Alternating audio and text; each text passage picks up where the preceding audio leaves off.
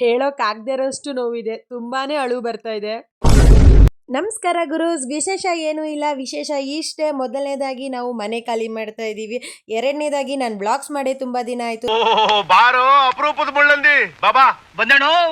So ಹೊಸ ಮನೆಗೆ ಬಂದಿದ ತಕ್ಷಣ ಹಾಲುಕ್ಸಿ ಮಿಕ್ಕಿರೋ ಹಾಲಲ್ಲಿ ಕಾಫಿ ಕುಡಿದು ಆಮೇಲೆ ದೇವ್ರ ಪೂಜೆ ಮಾಡಿ 5 ಜನಕ್ಕೆ ಮುತ್ತೈದೆಯವ್ರಿಗೆ ಎಲೆ ಅಡಿಕೆ ಕೊಡಬೇಕು ಅಂತ ಅಂದ್ಬಿಟ್ಟು ಬಂದವ್ರಿಗೆಲ್ಲ ಎಲೆ ಅಡಿಕೆ ಕೊಟ್ವಿ.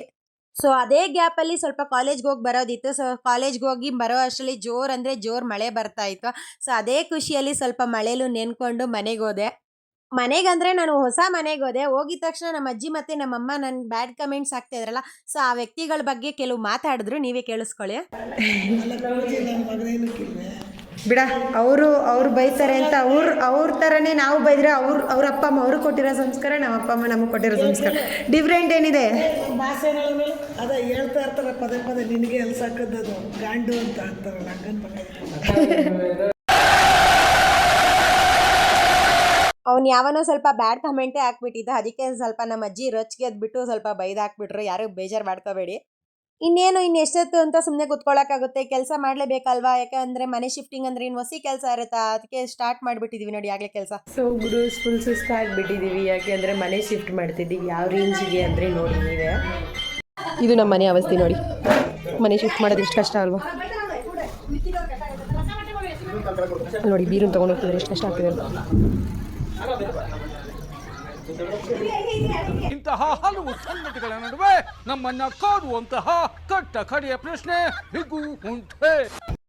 ಈಗ ಜಸ್ಟ್ ತುಂಬಿ ತೊಳಗ್ತಾ ಇದ್ದಿದ್ದ ಮನೆ ಈಗ ಎಷ್ಟು ಖಾಲಿಯಾಗೋಗಿದೆ ನೋಡಿ. ಖಾಲಿಯಾಗೋಗಿದೆ ಎಲ್ಲ. ಈ ಮನೇನ ಬಿಟ್ಟು ಹೋಗೋ ಪರಿಸ್ಥಿತಿ ಬಂದಿದೆ.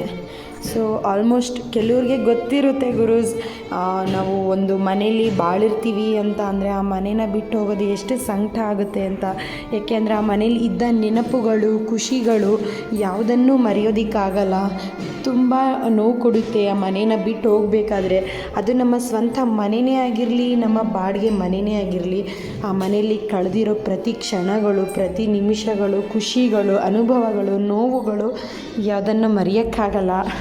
ಸೊ ಅದಕ್ಕೆ ತುಂಬ ನೋವಾಗ್ತಿದೆ. ನಾನು ಆಲ್ಮೋಸ್ಟ್ ಜಾಸ್ತಿ ರೀಲ್ಸ್ ಮಾಡ್ತಾ ಇದ್ದಿದ್ದೆ ಇದೇ ವಿಂಡೋ ಹತ್ರ ಇಟ್ಟು ರೀಲ್ಸ್ ಮಾಡ್ತಾ ಇದ್ದಿದ್ದು. ಹೊಸ ಮನೆಗೆ ಬರ್ತಾ ಇದ್ದೀವಿ ಅಂತ ಒಂದು ಖುಷಿ ಆದರೆ, ಇನ್ನೊಂದು ದುಃಖ ಏನು ಅಂತಂದರೆ ನಮ್ಮ ಹಳೆ ಮನೇನ, ಆ ನೆನಪುಗಳನ್ನು ಬಿಟ್ಟು ಹೋಗ್ತಾ ಇದ್ದೀವಿ ಅನ್ನೋದು. ಮತ್ತೊಂದು ವಿಷಯ ಏನು ಅಂತ ಅಂದರೆ, ನಮ್ಮದು ಅನ್ನೋದು ಏನೂ ಇಲ್ಲ ಈ ಪ್ರಪಂಚದಲ್ಲಿ. ನಮ್ಮದು ಅನ್ನೋದು ಇರೋದು ಒಂದೇ, ಅದು ಈ ಕ್ಷಣ ಮಾತ್ರ.